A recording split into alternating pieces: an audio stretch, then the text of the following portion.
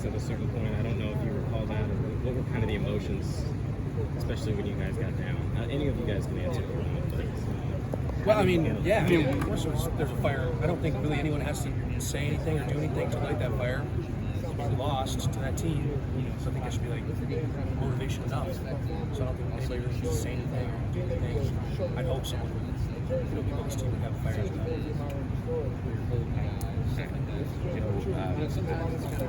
It sucks that the questions we're asking are, obviously probably negative. I wanted to ask about the couple of penalties and just what you saw, what was your vantage point, and what you felt like maybe didn't quite go right on the two calls. Well, I just, think that I got myself in a position that I shouldn't have been in. I need to kind of be moving my feet, covering the guys up with my feet, and I kind of just, I don't know, I guess I just need to learn from it and grow from it. Not put myself in those positions where I'm going to be making a penalty and penalizing the offense. Michael, what are the biggest issues for the offensive line that you guys have kind of keyed on just in these first 2 weeks? It's hard to say certain issues, I guess, but I mean in terms of just wanting to improve, we're always trying to improve. And I think just time playing together next to each other. I mean, playing next to each other in practice is always going to be helpful, but when you're in those game time situations, I think it really evolves our relationship and our ability to play well together. So I think that's something that we always continue to try and work on and improve. So there's 4 new starters. New starters at 4 different positions. You guys, with the change you guys made, is that something you guys are still working through, kind of gelling together? I don't really think so. I don't think. Yeah, no. I mean, a lot of us have played multiple positions in the past. Obviously, a guy like Beach, he played a lot of tackle, but he still played at times guard in practice. I mean, same with Nelly. He started off as a tackle over at right tackle. So, I mean, I don't think it's really been too big of an issue, at least now. So. Have you guys identified any reasons for the line not getting as much vertical push? Just so far. How much of a what? Vertical push. No, I don't. Nope. No. What was it like just watching the film though? And there were a number of big plays that were nullified by penalties. Just how frustrating is it watching the film with that and just going back and seeing kind of what would have been missing those games? Oh, it's super frustrating. I'm sure everyone can imagine what that feels like. It's just extremely frustrating. It's always just a frustrating situation.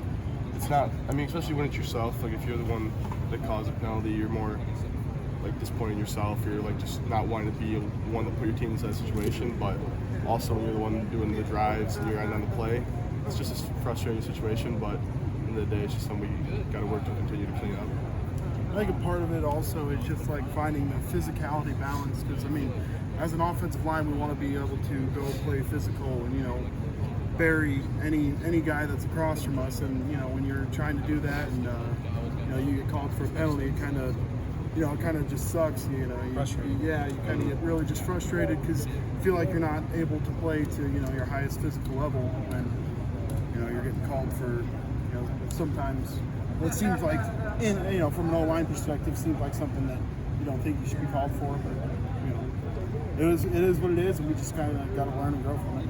So there's some looking back on it that you think, I'm not going to say the rough sides of the ref, but looking back on it, when you watched the film, did you feel like it could have gone either way, or was it by the letter of the law or spirit of the flag? I don't know how you answer. I think when it comes down to it, what our coaches have told us and what our mindset is we can be frustrated all we want about certain calls, but we got to control what we can control. So as much as I could say, I don't think Tippman had a holding call that play, or I don't think X or Y or whatever, it's really out of our control, and we just got to control what we can control. So. Is there a change in technique this year that getting to the second level isn't as emphasized? First level first. It's first level first. We got to knock back the D lineman. If you can't control the D lineman, they're going to make the play in the backfield or at the line of scrimmage. If you get to the next level, if you're blocking them into the next level and you're getting those guys, it's normally immediately going to be a gain of something you're happy with at least. You have we seen the best of the running game yet? He had the 96-yard run last week, but you still think there's more to get with that running game? Absolutely.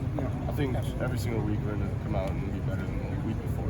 And I think that's the mindset we've had our entire careers, and I think that's what we're going to continue to have. We're going to try and just be better every week. Build off of each week, and learn from the mistakes that we make each week.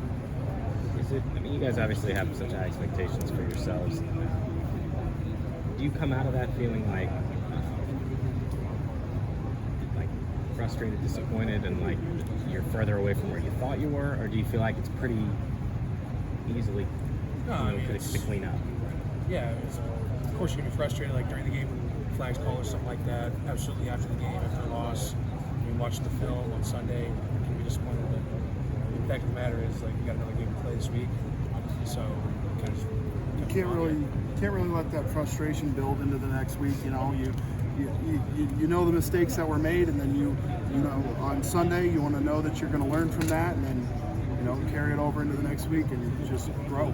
Yeah, and I think you just can't let those seeds of doubt begin to form. I mean, you got to go out to every single game and be as confident as you can at the line of scrimmage. Because the minute you start to doubt yourself or have those negative feelings, it's going to really show on the field. So I just think we can't let that happen. I think every week we're going to go out there confident that we can do a good job and win the game and play well.